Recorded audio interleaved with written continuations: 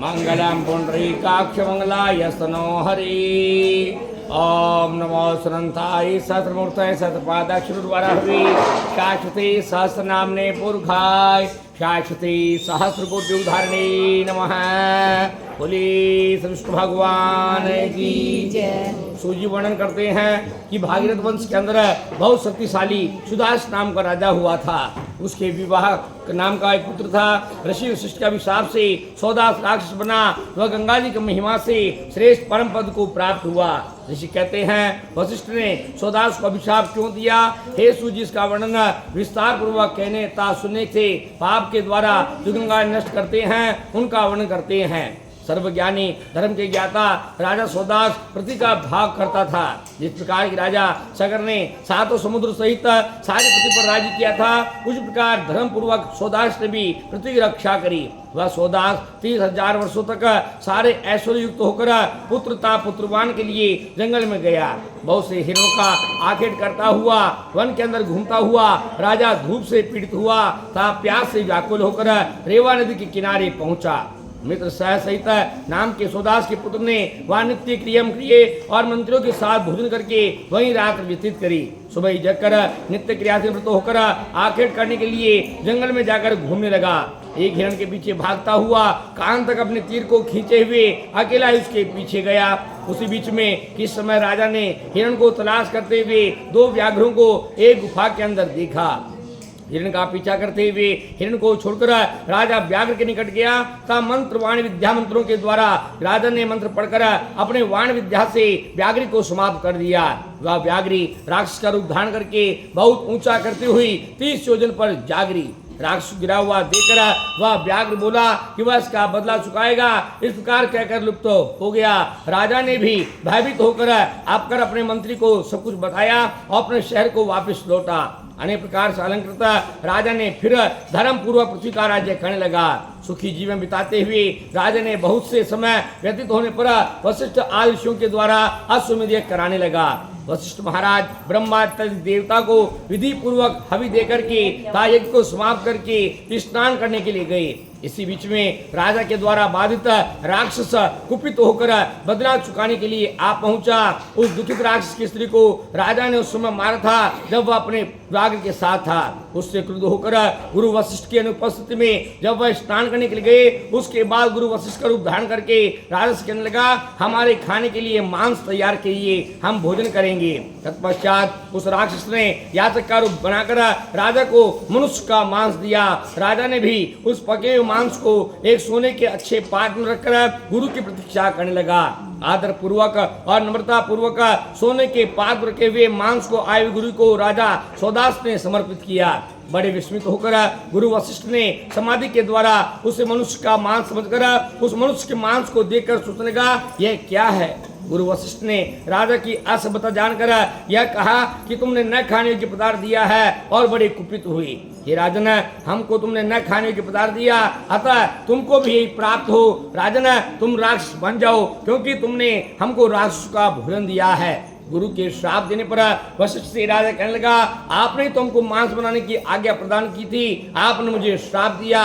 गुरु वशिष्ठ ने अपने ज्ञान रूप चक्षु से मालूम किया कि राजा किसी राक्षस से छला गया है। राजा के वचन सुनकर उन्होंने यह पता निकाला। तब तो राजा भी अपने हाथ जल धारण करके गुरु वशिष्ठ को श्राप देने के लिए उद्यत हुआ। राजा की मदयंती नाम की स्त्री ने जब राजा को गुरु के लिए श्राप देने को देखा तो कहने लगी, आप क्षत्रिय कुमार है, आप अपने क्रोध को दूर करो। जो आपको प्राप्त हुआ है वही कर्म आपको प्राप्त हुआ है। अपने गुरु से ऐसे बताकर जो व्यवहार करता है वह जल से शून्य जंगल में जाकर राक्षस होता है। यह शास्त्र का मत है कि क्रोध पर विजय प्राप्त करने वाला तथा गुरु की सेवा करने वाला और ब्रह्म के स्थान को प्राप्त होता है। अपने स्त्री के कथन को सुनकर राजा ने अपने क्रोध को दूर किया और भार्या को भला करके कहा, जल कहाँ फेंकूं? यह सोचने लगा। वह जल राजा ने अपने पैरों में डाल लिया, सोचकर यह जल जहां भी गिर जाएगा भस्म हो जाएगा। राजा के पैर उस पानी के छू जाने से भद्दे हो गए था। उस समय से उन्हें संसार में कलमाशपाद नाम कहकर पुकारने लगे। अपने स्त्री के द्वारा समझाए जाने पर चतुर कलमाशपाद राजा ने भयभीत होकर गुरु के चरणों की स्तुति करी, हे महाराज, मेरा अपराध माफ कीजिए। इस प्रकार के वचन नीतिज्ञ राजा हाथ जोड़ कर कहने लगा। दुखी वशिष्ठ ने सोचा कि राजा के अज्ञान को प्राप्त बुराई की कहा है। अब दुखों की जड़ अज्ञान है, जिसे कुछ ज्ञान नहीं वह संसार में पशु समान है। अज्ञान के वशीभूत होकर राजा ने यह किया तो हमने भी अज्ञान रहित होकर यह बुरा कार्य किया। बिना ज्ञान के मनुष्य दुख पाता है तथा ज्ञानी पुरुष सुख देता है। यह सब कुछ सोच विचार कर राजा से वशिष्ठ गुरु कहने लगे कि यह श्राप थोड़े समय तक रहेगा, केवल 12 वर्ष तक। गंगा जी की एक बूंद के जल से तुम राक्षसी तनु से बदल कर पहले के रूप में आ जाओगे तथा फिर पृथ्वी का राज्य करोगे। गंगा जी के द्वारा जो पुण्य प्राप्त करोगे उससे सब पाप नष्ट होंगे, तब विष्णु भगवान की सेवा मिलेगी, तथा सेवा को प्राप्त होकर शांति पाओगे। ऐसे वचन बोलकर वशिष्ठ जी अपने आश्रम पहुंचे तथा अशांत हुए राजा ने भी राक्षस का रूप धारण किया। निर्जल जंगल के अंदर राजा अंधेरी रात के समान वन में होकर भूख प्यास पीड़ित होकर कुपित होकर घूमने लगा। इस प्रकार से मृग पुरुष सर्व पक्षी आने के अंदर रहने वाला प्राणियों को खाने वाला बन गया। नर्मदा नदी के किनारे पर जहाँ मुनि सिद्ध निवास करते वहां पहुंचा। वहां भी मनुष्य पशु पक्षी आदि का भक्षण करता रहा। राजा ने इस समय पुरुष सदैव डरते थे। एक बार नर्मदा किनारे पर घूमते हुए एक मुनि को एक स्त्री के साथ देखा। जिस प्रकार बाघ हिरण के बच्चे को भागकर पकड़ता है, उस प्रकार भूख से पीड़ित राजा ने मुनि को जा पकड़ा। अपने पति को राक्षस में फंसा देकर मुनि की स्त्री हाथ जोड़कर मस्तक पर रखती डर कर कहने लगी, हे राजन, आप क्षत्रिय कुमार है, मुझ व्याकुल की रक्षा कीजिए। प्राण से प्रिय मेरे स्वामी को छोड़ दीजिए, ता मेरी अभिलाष पूर्ण करो। सूर्यवंश में उत्पन्न हुए तुम मित्रसेन नाम के राजा हो, तुम राक्षस नहीं हो। मनुष्य से नर शून्य वन में मुझ अनाथ की रक्षा कीजिए। बिना स्वामी की स्त्री का कुछ जीवन नहीं है, हे राजन, और मैं तो न विवाहिता हूँ। बाल वैविध्य जीवन में कुछ कहा नहीं सकता। मैं न माता को जानती हूँ न किसी और को। मेरी जिंदगी तभी है जब मैं सुहागन बनी रहूँ। हे राजन, आप सब धर्म के ज्ञाता है, स्त्रियों की भी आप जानते हैं। मेरा पुत्र भी छोटा है, कृपया इस बंधुहीन को बचाइए। इस घने जंगल के अंदर मैं विधवा होकर किस प्रकार जीवित रहूंगी? तुम्हारी कन्या हूँ, पति दान से रक्षण करो।